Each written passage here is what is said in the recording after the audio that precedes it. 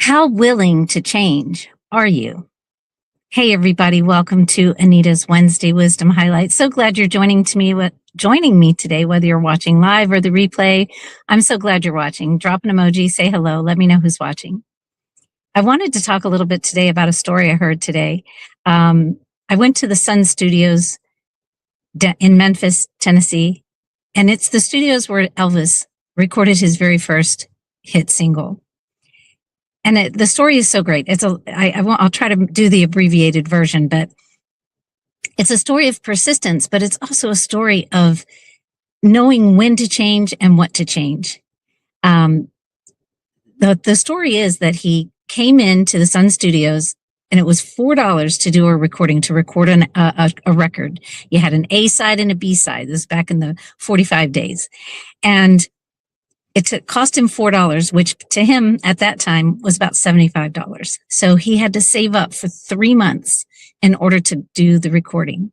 But he was so committed to his dream and so committed to making it in music that he sacrificed to do that. When he got there, the gentleman that owned the studio, Sam Phillips, was not there that day. But the woman that was running the studio as the manager, Marian Kiesker, she was there, and she heard Elvis sing when he was recording and said, "Oh my gosh, his voice is beautiful. He's amazing."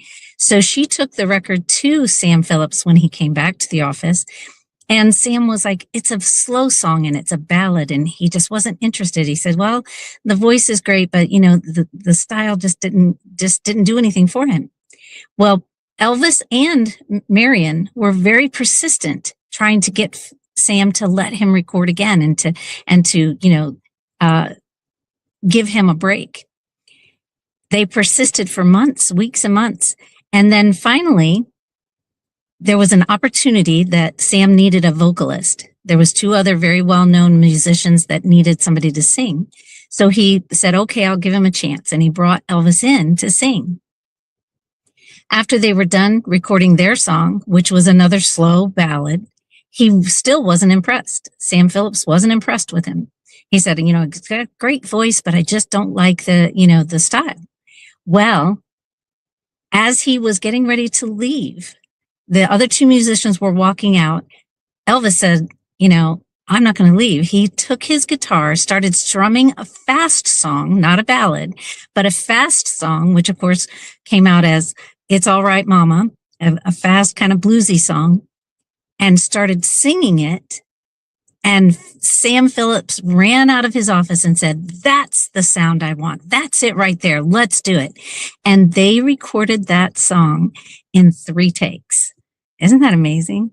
It was such a great example of, if what you're doing is not working, do something different.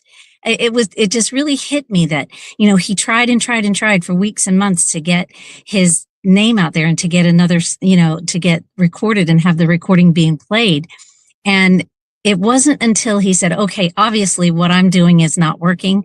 I need to do something else. I need to show this man that I can do something else." And that's when it all came together. That record ended up being a smash hit. And the local radio station played it like 14 or 15 times back to back that same night. And they got tons of calls and requests for it. So that's when he kind of took off. So I just wanted to encourage you today that if something you've been working at for a long time and you just keep feeling like you're hitting a brick wall and it's not working, try doing something different. Don't change your whole dream. Like, Elvis still wanted to sing, but he just tried a different style of song. Instead of going with a slow song, slow ballad, he decided to do a fast, upbeat, bluesy song and change the sound. And that's what made it work. So be encouraged today. If you've been struggling and persisting for a really long time and it doesn't seem to be working, try doing something a little different. That's it for today. Let me know what you think. Talk to you later, guys. Bye.